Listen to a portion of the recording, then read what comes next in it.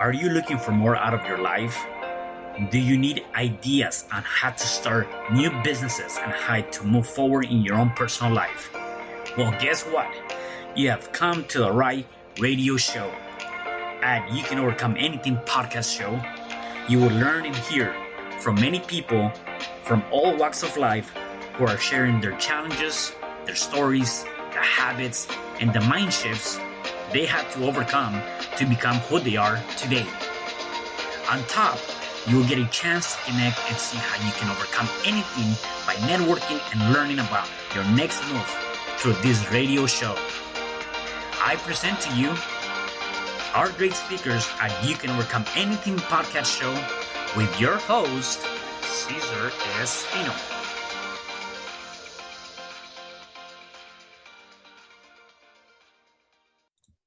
Hello there and welcome back. It is your friend Cesar Espino, and you can find me at www.CesarRespino.com. And welcome to another episode of You Can Overcome Anything podcast show. Today I have a special guest. His name is David Somerfleck. Hey, David, how are you? I'm doing very well, Cesar. Thank you so much for inviting me onto your podcast. I really appreciate it. Yeah, definitely. I'm glad to have you here. Before we get started, let me just give our listeners and viewers a little bit of background of you, and then we can kind of dive into the interview. Sure. So David is a digital marketer and business growth expert with over 20 years of experience working for multiple marketing agencies and 10 years experience as a nonprofit small business mentor. David has written for Fox Reality, spoken at Microsoft, advised several politicians, and is also the author of The Road to Digital Marketing Profits. Yes. That's awesome. I love it. Wow. So, David, why don't we start by giving us a little bit of your background? Where did you come from, and what's your backstory? Well, basically, I was born in New York. Okay. My father was a military man for about 35 years.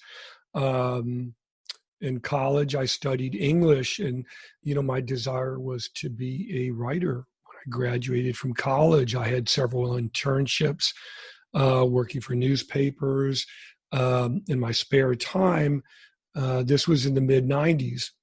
So in between internships and working during the summers, I began to study internet marketing and programming because really writing was not that much fun for me because all we did in college all day, all my courses, were studying Shakespeare, Chaucer, Keats, medieval journalism, which is like a root canal for me.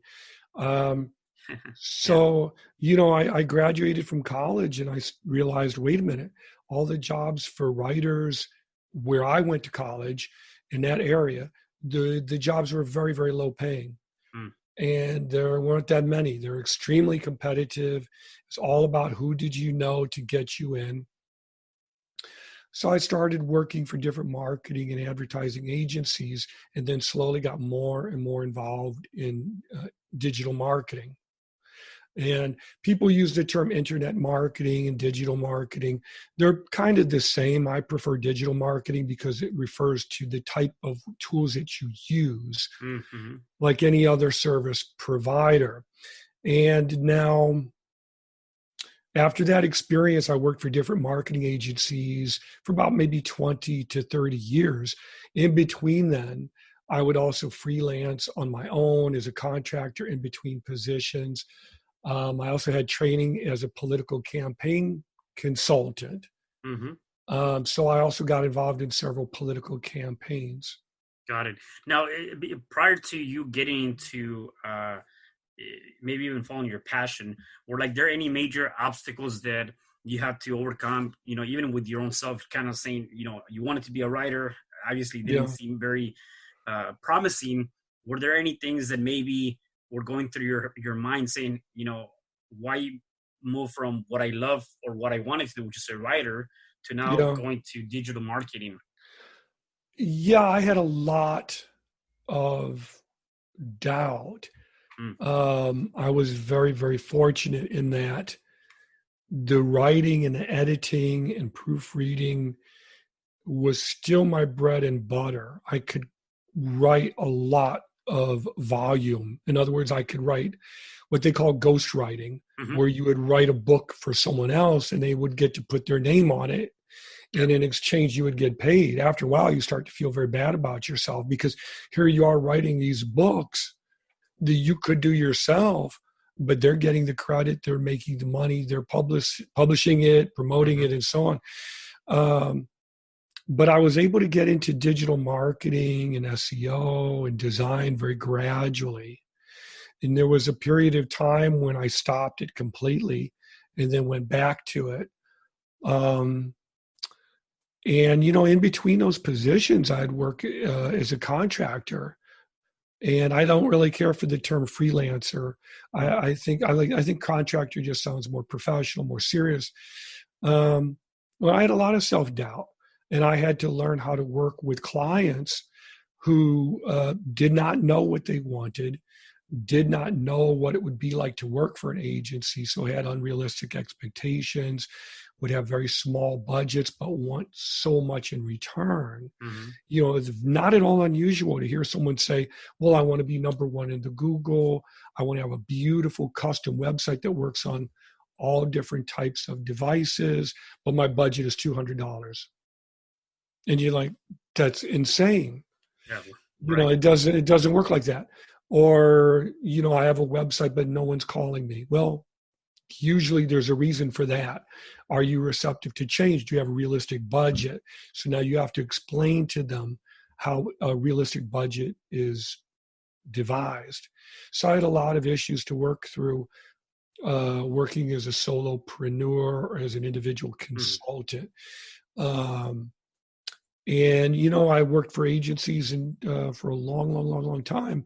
And I was also a certified small business mentor off and on for about 10 years through an organization called SCORE, which is a division of the United States Small Business Administration. So I was a business mentor for them for about 10 years. It's a long time. Right. In that capacity, I probably consulted with several hundred business owners of all kinds. They stopped keeping records after a while because it was impossible to keep up with. After doing that for about 10 years, I really started to get the confidence that I could speak to any business owner or nonprofit founder or startup founder and really assess what was going on with them very quickly and that I could help. So it gave me the confidence to really take myself much more seriously as an independent consultant outside of working for marketing agencies or even just as a freelance digital marketer. So I officially semi-retired about 3 years ago and moved to Florida with my lovely wife. And I just said, okay, now I'm one guy and I have a small team of freelancers who I work with if I need to do that. Right. Yeah. And one thing that comes to mind is, going from writing or having that, the one thing you wanted to do or you were doing in college to being a digital marketer, it seems like they're definitely in opposite sides, right? Of the spectrum. Yeah, you would think. Okay. But the funny thing is that if you look at Google, everybody uses Google, but very few people really understand how it works or even what it does. Every business owner wants to be number one in Google, but most of them aren't doing anything to make that a reality. And what I've learned is that the longer the internet is around, the more people need well-written, intelligent, entertaining content for their websites, for their marketing.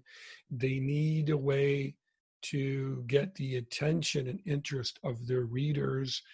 There's so much social media out there now and so many people posting to Twitter and Facebook and LinkedIn, but most of them are just ads.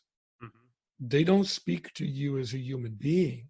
They don't speak to your needs as a man, as a business owner, right? Right. Yeah. Most don't. Maybe some do, but most don't. I never see ads that speak to my interests when I'm on Facebook or Twitter or LinkedIn. I never see anything that interests me directly. Like maybe razors Yeah. hello. Yeah. Yeah. Exactly. Maybe a new blue suit. Yeah. I don't see anything that speaks To to you. that Yeah. Right. or my concerns. Being a better digital marketer, being a better author. So I realized, that what that old expression, what brought you to the dance, Mm-hmm. what brought us to the dance is people. What made us idiosyncratic, what made us special as fathers, as husbands, as men, or as humans is more relevant now than ever before because the technology in many ways is keeping us apart Mm-hmm. rather than bringing us together. Right. So much of social media, I don't want to use expletives on your show, but so much of what is social media is just like, it's like baby food. They're Right. ads. It doesn't help you. It doesn't speak to you. You delete, delete, delete, delete. Most of my time on email is spent deleting, you know.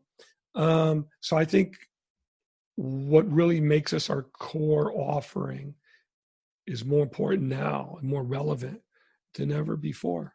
Yeah.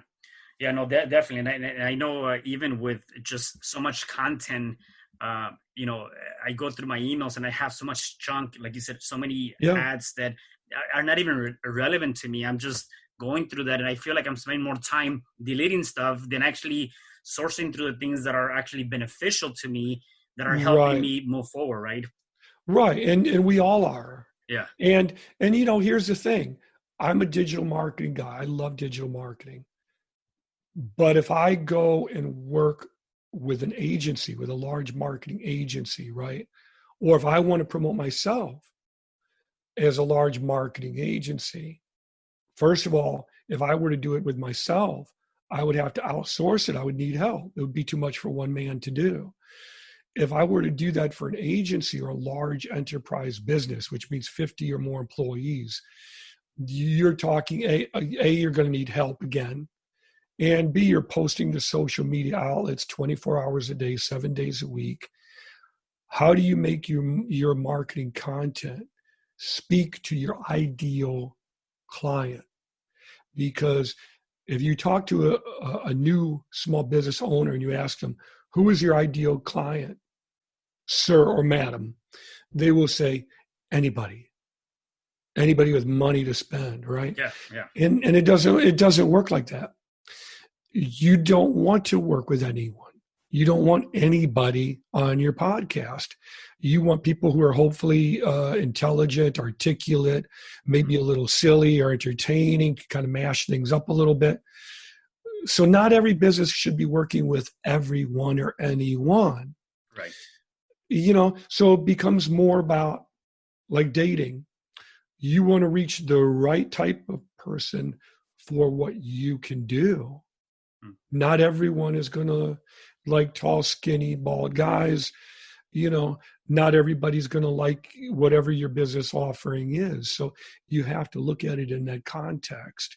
It's not about reaching more people. It's about how do you reach the right type of person with a very niche group so that they can look at what you're offering and say, oh, yeah, that speaks to me right away. Yeah.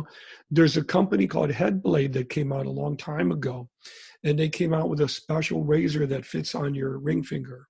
Have you heard of them? No, I haven't. It's a razor that fits on your ring finger. It looks like a little dune buggy. Hmm. Even has wheels on it. Hmm. You run it up and down your head so you can shave your head very quickly. I got one or two because I loved their marketing. Right. How they were marketing themselves spoke to me. Yeah. Now, how's the company doing now? I don't know. But that's a good example of speaking directly to you. There's a company called Canva that I use, and they're crushing it. And their marketing is specifically toward people who want to be creative, who want to be artistic, but don't have $1 million a year. They're not super technical. They need something that can be quick, easy, get it done, move on. And they're doing very, very well. So it's not about speaking to everyone. It's about speaking to the small percentage of people who will like you. Yeah. And with that, I think the other thing that is important is being able to when you're speaking to that group of people, connecting with them too, right?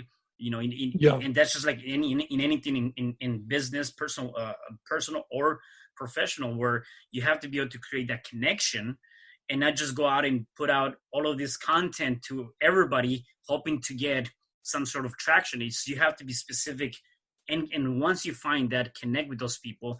And I think that's part of the Yeah. thing that sometimes people end up missing, the opportunity of anything, right, in their lives.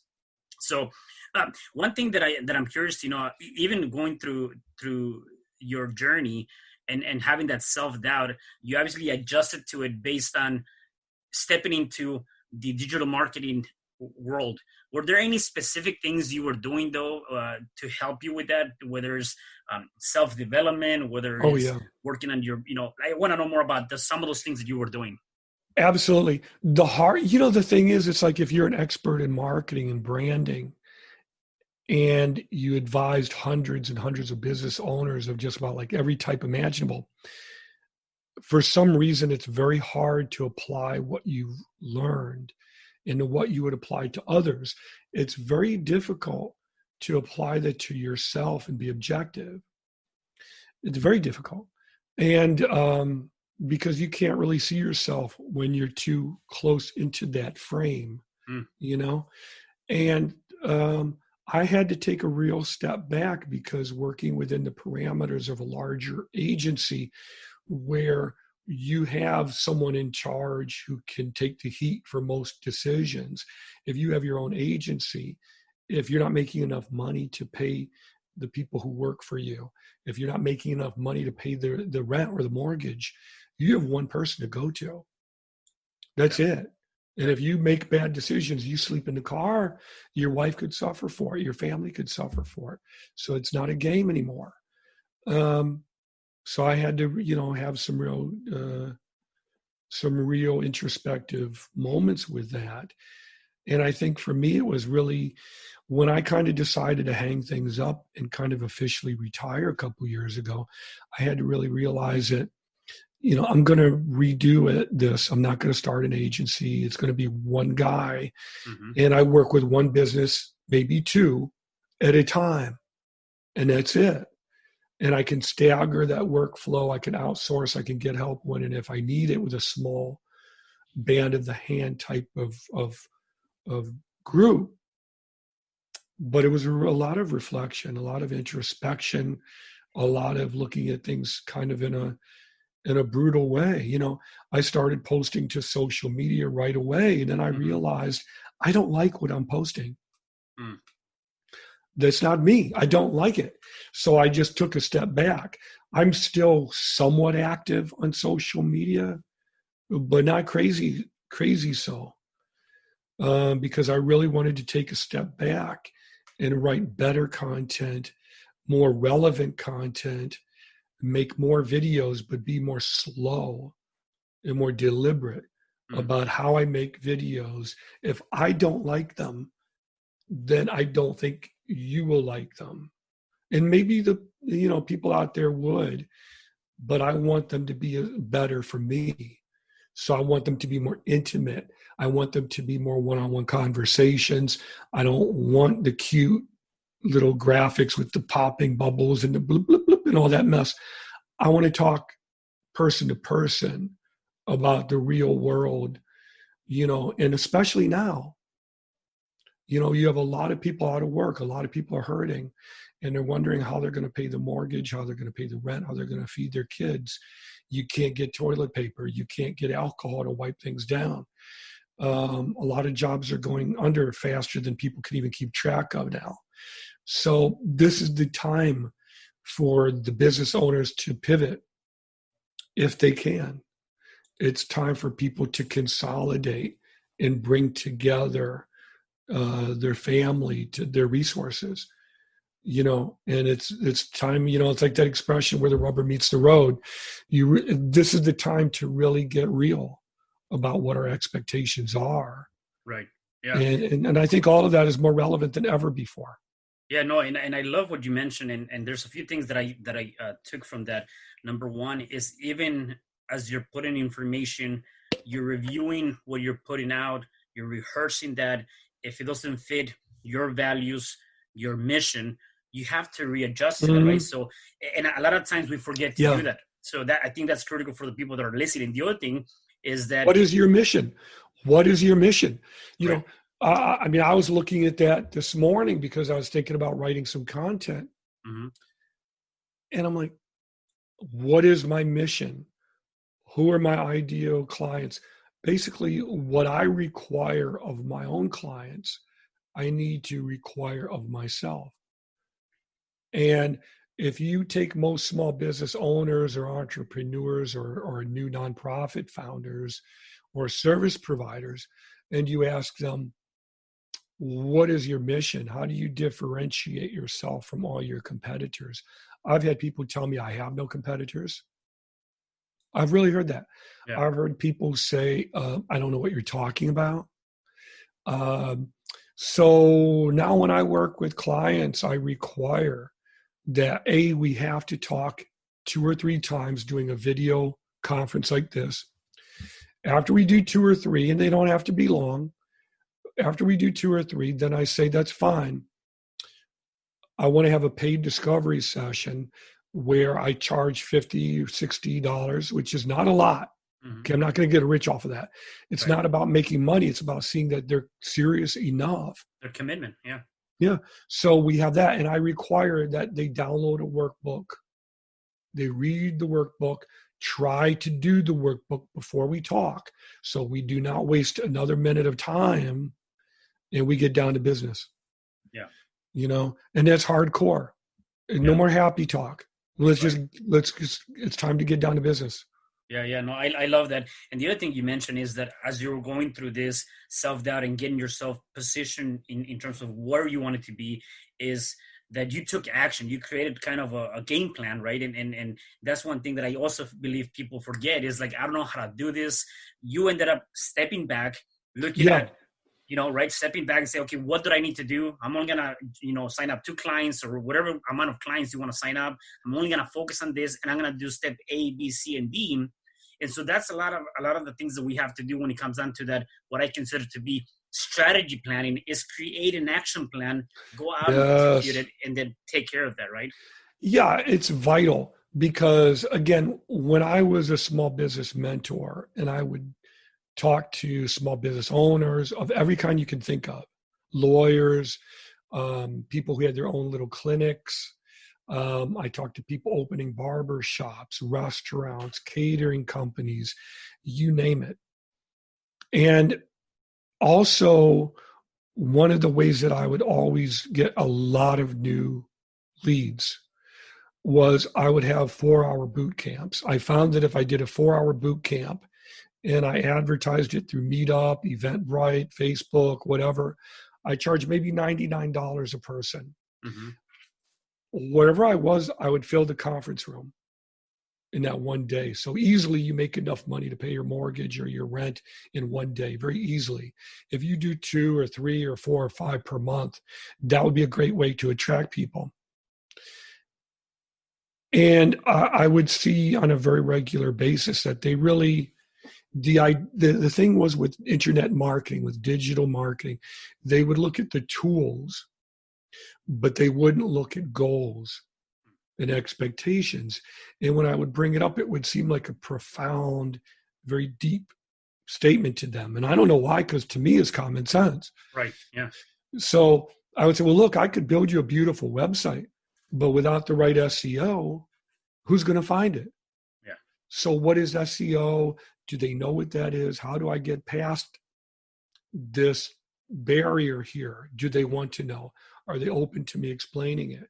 Can I explain it in a way that's not real techie, right? Everybody wants money. You need money to pay your bills, right? But why is it almost no website has e-commerce? Mm. Yeah. Why is it? I need money, you need money. Mm. But most websites on the internet don't use e-commerce. Why not? Mm. If you're a lawyer, shouldn't you be taking money online to charge people so you can speak with them? If when I used to have a goatee, I used to have a beard down to like here. I would go to the barber shop to have it trimmed, and that was very relaxing for me. I enjoyed it, right? I only found one barber shop that would take payments online. And then they had a problem with you booking the reservation in advance. I'm like, great. Then I found another one that would let you book the appointment online in advance, but wouldn't let you pay. So I'm like, all right, that's just not something that's going to be easy for them. So anyway, rather than focusing on tools, how cheap can I get it? How can I get this? How can I get that? I said, let's take a look at what it is that you're trying to achieve and why. That's going to define in a top-down order how to put structure to this. One of the things I learned from being around military people was that everything had to be in a very clear top-down structure. There was a very deliberate, thought-out order to everything that was being done. And so I learned from them to always do things, in groups. I like to use the band of the hand metaphor a lot, like the small mobile SEAL team type of unit for having groups, for organizing things. Everything is in a top-down structure. So anyway, that's why I wrote my book, The Road to Digital Marketing Profits, which basically takes you from the perspective that you're very, very new to this. You're not really sure what to do or where the tools come in or anything like that. So we walk you through getting clear about all of these things. And then by the end of the book, you would have a business plan that you could take with you to a credit union or a bank and request a loan, and it would have the structure that they would expect. Nice. Yeah. Yeah. So that was one of my questions before I go more in deep to that.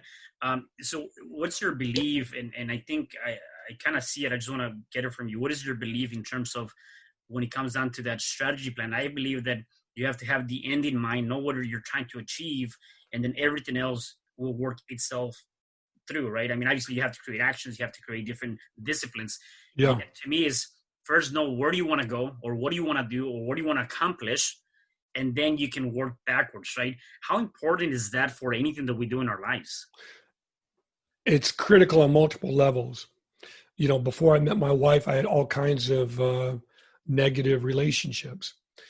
When I took a break and said, I'm going to look within, I'm going to read books on the subject, I'm going to write out what it is I want or would like anyway, then I met my wife and said, wow, this is great. Was, very happy. As it relates to business and our personal lives as well, there's an old saying that you get out what you put in. And the late, great writer, Mickey Spillane, who wrote the old Mike Hammer detective novels, he once said that he wrote, I don't know how many books, like 100 books or probably more. And an interviewer said, how do you write so many books like this? And he said, well, I always know the ending before I sit down. And so the ending is like a lantern at the end of the path. Yeah. So I can see the path in front of me before I start. I know what's going to happen. So now I can have fun building to that. I can have characters kill each other or whatever and throw in all kinds of, plot threads or mystery or whatever, because I know how I'm going to end this. The reader doesn't, but I do. Yeah. So I think it's critical to know where you want this to be. And if you could give me any example and I could speak to that. Yeah. Yeah. No, any business you could think of, you could give me an example and I could tell you how to apply that to that particular type of business. Right. No, yeah, I love that. Definitely do. Now, in terms of your book, so you kind of mentioned why you wrote the book. Is it more like a written book? Are there working worksheets in there that you can do, and more of that? Yeah, it's a workbook because my first goal was I wanted to write something that would talk about business and the role digital marketing could play in that, the need to have an organized, deliberate foundation to work from. at first I wanted that to be a book. And my goal was to have it be a fiction book, like a cross between Willy Wonka Mm-hmm. and a business book. But then I was like, I kept looking at it like, I'm not happy with it. I'm not happy with it. So I thought, you know what? I'm going to write it as a workbook, but I want it to be very accessible to people who might be nervous or uncomfortable or unsure. Mm-hmm. So it takes the metaphor of driving. So I would go on day trips and speak at so many conferences and events. So I always enjoyed a long drive, a good way to relax and everything, right? So I used the metaphor of a road trip. So that's why I call it the road to digital marketing profits. Yeah. So you start from point A where you don't know where you're heading. You get the GPS, you get the map, you check to make sure you have a full tank of gas, your tires are inflated, you have music to listen to that you like, and what have you. And then we go through all the detours and all the hitchhikers and the carjackers and the monsters on the side of the road waiting for you to get off and go for a walk. You're not in the car. Why did you get out of the car? So we kind of take it from that metaphorical approach. And by the end of the novel or the workbook, you get to the end of your destination, if that makes sense. No, yeah, it does. And I really like that. There's so much metaphor there that just kind of telling that little story. It's again, like anything in life, right? And I see life as a journey, and I see ourselves as the vehicle that is carrying us through this journey called life. And so we got to be able to take care of that. And it's kind of what you're talking about there. It's like, take care of that journey, that road, so that it can get to that end result that you're looking for. Yeah. And if you don't know where you're going, that's where you're going to end up. Just like, again, with the whole dating metaphor, which I think is very, very applicable. If you don't know who's right for you and what you're looking for, what matters to you most, then you're not going to be happy and you won't make other people happy. Right. When I was younger, I used to have thick curly hair and all of this, and I was heavier and I'd go out and party. Well, what was right for me then isn't right for me now. I'm a homebody. Yeah. That's not right for me. I want to be able to lay on the couch and eat Doritos if I want to, or I may want to come in my office and study webinars all day long. So, and now with the COVID-19, I'm not going to nightclubs, even if I could get in there, even if I'd still had my moxie, from being, younger. Yeah. So it's really important to know what you want and be clear about it, and ask yourself, what are you willing to sacrifice in order to get what you want? Yeah. Are you willing to get dirty and go hungry and get beat up and be humiliated in order to get what you want? Because if you are, nothing can stop you. Yeah. But if you are not willing to be uncomfortable, to go hungry, to get beat up, and be humiliated and go through these experiences, you can't. I saw some woman protesting in the news where she was angry, and she said, well, I've been locked up for 60 days, or I think it was 60 days. I'm like, lady, being locked up for 60 days, that's nothing. That's nothing. There are people around the world who would love to have a nice home filled with food, have Netflix and books to read, and, be able to relax for 60 days and not have to go anywhere. Yeah. Here you are complaining about it. That's not suffering.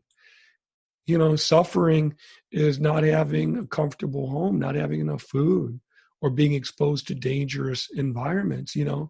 I saw, I know I'm digressing here. No, it actually makes sense. Yeah. I saw a show on Netflix. It's a very, very underrated show. I recommend it to anybody out there, called Go Back Where You Came From. What a title. Yeah, go back where you came from. Yeah, thanks.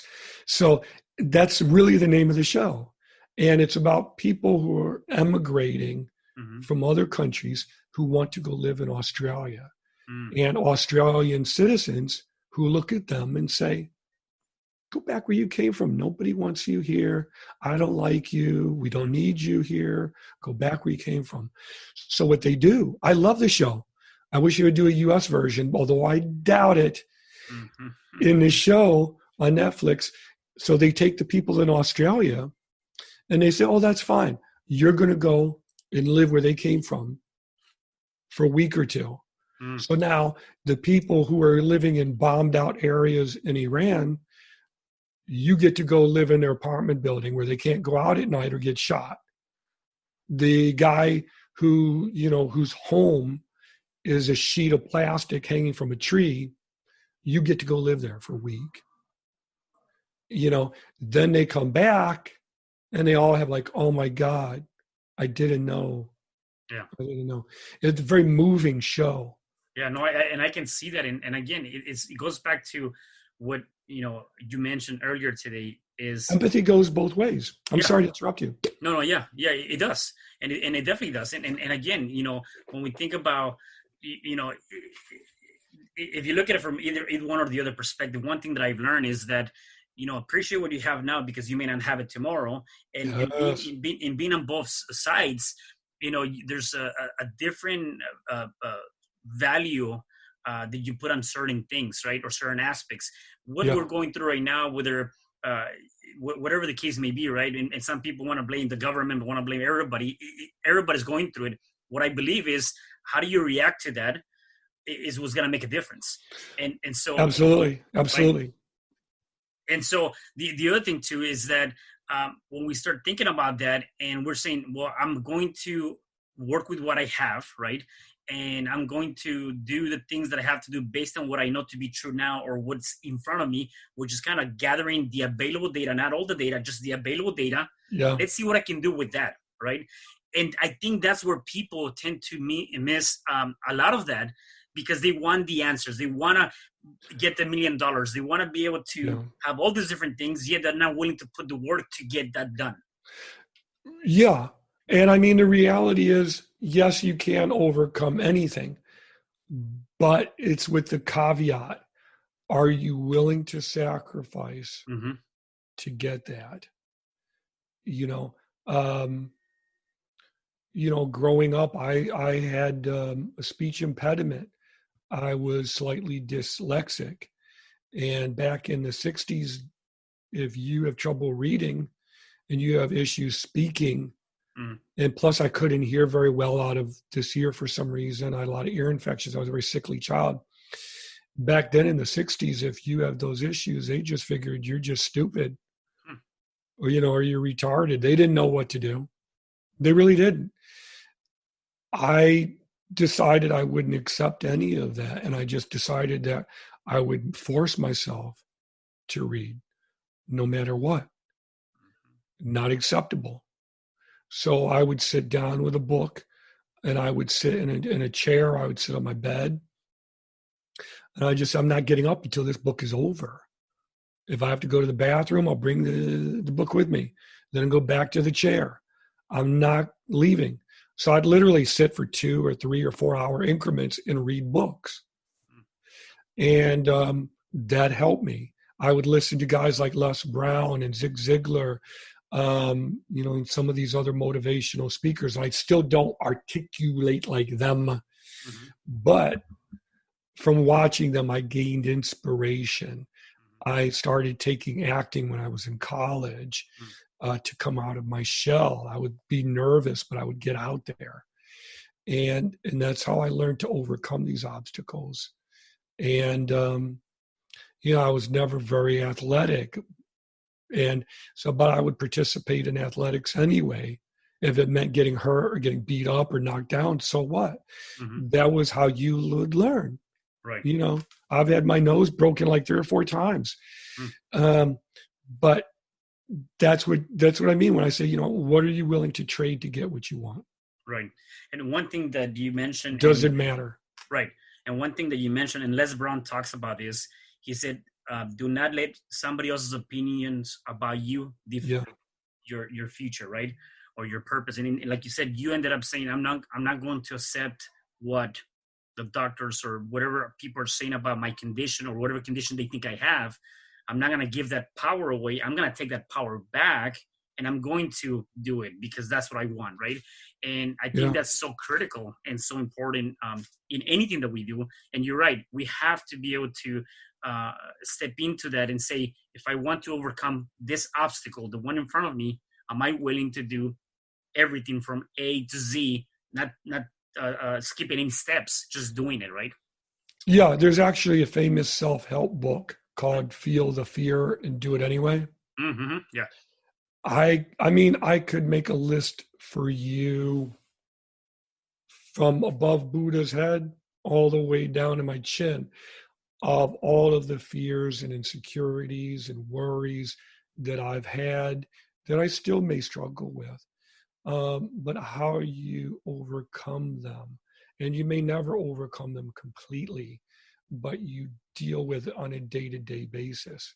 Yeah. You know, I'm very critical of what I write because, again, I studied writing in college. That was my major. I wanted to be a great author. So everything I look at in that lens. That's not really very realistic. Mm-hmm. I recognize that. So you do it anyway. Right. You keep taking one more step forward until you come through it. When will the COVID-19 pandemic end? We don't know, but you take it one day at a time. Mm. You know, so that's all we can do, and that's how you overcome. Yeah, definitely. David, I'm having such a good time. So I have a few more questions for you before Sure. I let you go. Absolutely. So in terms of do you have any daily habits that you do Oh yeah. that you can share with us? Because I think that's good for us to start looking at ideas of things that we might be able to do on a day-to-day basis. I'm actually very, very disorganized. Okay. Incredibly disorganized. I'm a very messy guy. One of the reasons why I wear all blue is because I'm a horrible dresser. I never know what to wear. And one day my wife just said, "Look, what's your favorite color?" I said, "Well, I think my favorite color is blue." So she said, "Okay, you're going to be the tall, skinny, bald guy who wears blue everywhere." Mm. You know, and then the marketer in me said, "Well, what is it that you do?" And I do a million things. Well, what do you want to do? So I'm a digital marketing guy. I love that the most. It's the most creative. Okay, well, my initials are DMS. I'm going to be a digital marketing specialist. But to answer your question, I work from lists. Mm. So I use a thing called Kanban, which is a Japanese method for putting together different lists that have different colors. So one could be yellow, red, green, blue, brown, purple, whatever. One list could be projects under development. One list could be social media posts. One list could be blog posts to write. One list could be videos to work on. One list could be clients to call back. Then another list could be done. So you would move everything to the done list to be reviewed, right? So what I do is I work from a quarterly list and then a monthly list, a weekly list, and then I break it down into a daily list. And I don't really try to go further than that. So it wasn't 90 days ago, maybe 6 months ago. My goal was to write a book that I could feel proud of, that I would think would be, look, it's not perfect, it's not Shakespeare, but you know what? It's okay. People could benefit from this. I could believe in this. So I started doing it. And when it went for sale on Amazon, I was so nervous because I'm thinking, oh God, what if I get some really lousy review or someone who just wants to be smart and just say something nasty? What do I do? This is really going to hurt me. And the first 2 reviews were very, very positive. So I thought, wow, this is great. But I work from lists. And without the list, I'm just going to get online and have fun. I'm just going to, I'll spend my time looking at some person's opinion on social media that ultimately doesn't mean anything. Yeah. I don't know them. What difference does their opinion make? Are they an expert? If you're not an expert in your area or in a field, what difference does it make what the person thinks or doesn't think, whether they like you or don't like you? Right. It doesn't matter. Unless they're a family member, I don't care. So I had to learn to separate that, Mm-hmm. especially with the pandemic. I was in that habit for like a week or two where I was looking at the news every 10 minutes and you're thinking, oh my God, what's going to happen now? Yeah, right. What's going to happen? And I realized after about 2 weeks, I said, I don't like that. I don't like how it's making me feel. I feel like I'm being played. Yeah. So I decided I'm not going to look at the news. I'm not going to watch anything the president says. And what I'll do is every 2 or 3 weeks, I'll look at refdesk.com and I'll go through all the major headlines, all the major sources in 10 or 15 minutes. And then I'll know what's going on in the world. Hmm. How difficult was it to build and or create the discipline for you to get into this habit? You mean after the virus, Well, after the well, pandemic started? in general, just to get into the color coding planning, like Yeah. to create that discipline. I know that you might want to do it now, and then tomorrow, like, I'm not gonna do it, and then kind of going back and forth. Like, how difficult was that for you to stay true to that discipline and making sure that you do it every day or however often you do it without fail? It took me several months to get to that point to figure out what I wanted. I would tinker with it, Mm-hmm. but it took me actually probably 90 days to figure out what the lists would be, what would be in those lists, and putting the lists together, then finding a tool that I could use online that I liked. Mm-hmm. So that's what I do now. When I get up in the morning, I go to that list Got it. and I try to whittle it down. If I get 2 or 3 things done per day that are on my list, that's pretty good. Now, some days I'll have a day where I just feel, I look at the news and I'll slip. I'll look at the news, I just feel like, oh, man, this is just really depressing. I just can't get my head together, or maybe physically I just feel really tired to run down, Mm-hmm. right? Or I'm doing 2 or 3 podcast interviews back to back, which I enjoy. Yeah. So I'm not going to try to get anything done that day. That will be what I'm getting done. Right. So, for example, tomorrow I'm going to make sure that I hold myself accountable and say, you've got to write at least 2 short blog posts, make at least 1 short video, no matter what. You know, um, I used to, look at stuff, at night and everything. Now I'm very particular what I watch on TV. I don't sit and look at Netflix or Hulu.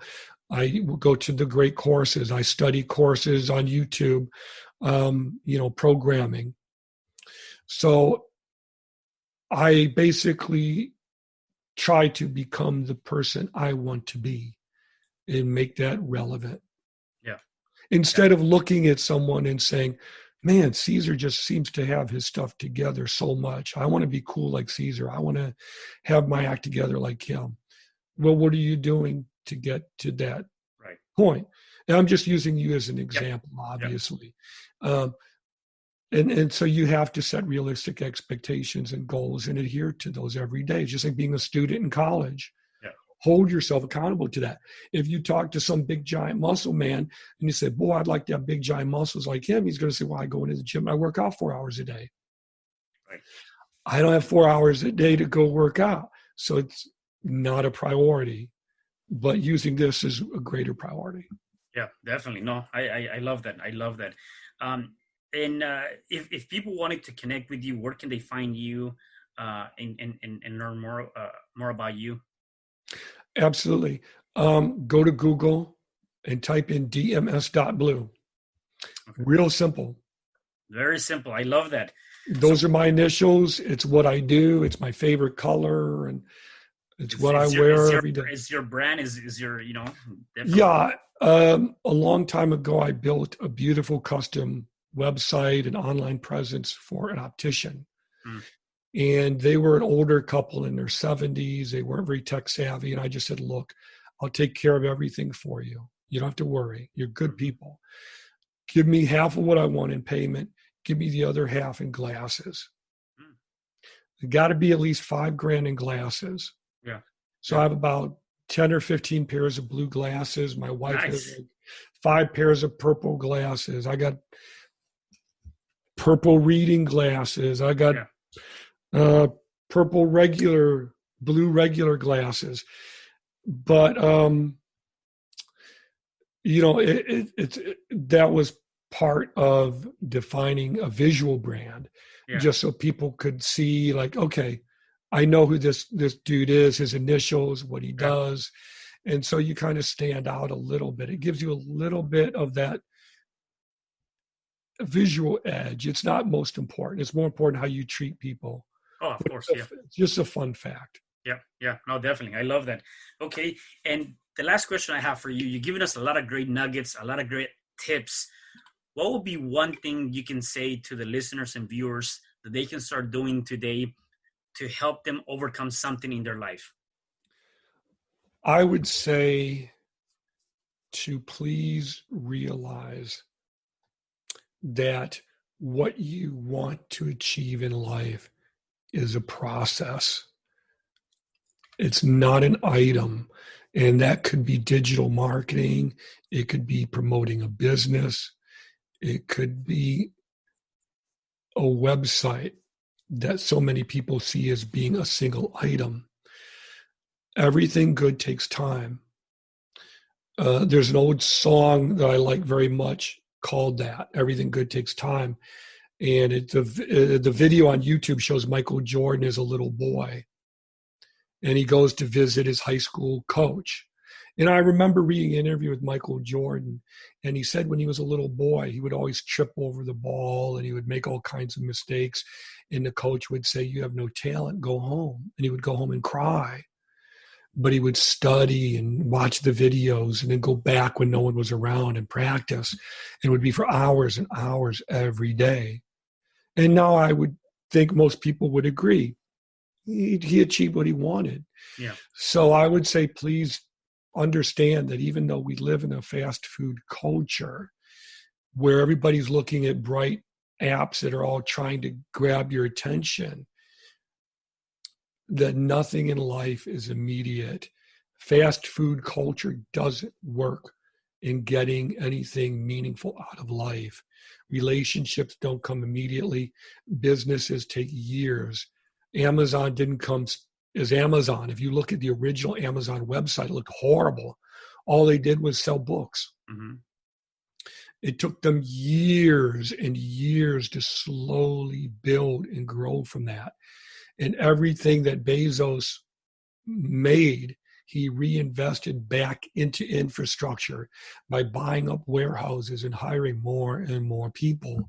And he's still doing that today. It was years before they even showed any profit at all.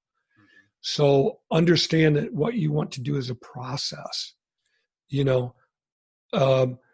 Whatever your challenges, whatever you're facing in life or in business, you can overcome, but understand it's a process and you've got to dedicate yourself one day at a time. Let me just say this. There's a really good quote that I like from the author Henry David Thoreau, who wrote Walden. Mm-hmm. And he had a famous quote, and he said, "Build your castles in the air, for that is where they belong. Now lay your foundation beneath it." So imagine a castle floating in the air. It has to have a foundation somewhere. Mm-hmm. So remember that. If you're facing alcoholism, you have to go to the AA meetings. You have to follow through. Take it one day at a time. Stay away from people who still drink. If you're having relationship issues or anger issues, find support systems. Go to them. If they're not having physical face-to-face meetings because of what's going on now, do it online. Mm-hmm. Get on the phone. If you want to lose weight, cut back on eating so much, drink and sure. There's a way to do everything. Just decide that you won't accept no. That no will be your vitamin. Yeah, I love that. And that was very, very, very good, David. Thank you so much for that. It's definitely a good way to close this segment. I really enjoyed that. So, David, once again, thank you for being here and sharing a lot of your experiences and great tips that our listeners can listen to and hopefully apply the minute they listen to this. So thank you so much. Thank you so much for having me. I really appreciate it. Yeah. Thank you so much. And for the rest of you guys, do me a favor. Please make sure that you check us out on YouTube, on all the podcast platforms. Please comment, share, and leave a comment here. Once again, thank you. And I'll see you at the next episode of You Can Overcome Anything podcast show. Thank you. Thank you. Hi, I'm Cesar Espino, real estate investor, business coach, and consultant, and author of the book, You Can Overcome Anything, Even When the World Says No. My number is 424-501-6046. In my book, I talk about making the necessary changes to shift your mind for prosperity and certainty. Pick up your copy at Amazon. I also love helping families with their real estate and can purchase your house fast and all cash. Follow me on Instagram, Facebook, and LinkedIn. My number is 424-501-6046. Thank you for having me today. I am so glad you tuned in to this podcast. You can find me at Spreaker.com, where you can like and subscribe. And to learn more about myself and my services, you can find me at www.CesarRespino.com, or you can also find me at Facebook under Cesar R. Espino. Once again, thanks for joining me. I am looking forward to having you at the next episode, and know that you truly can overcome anything.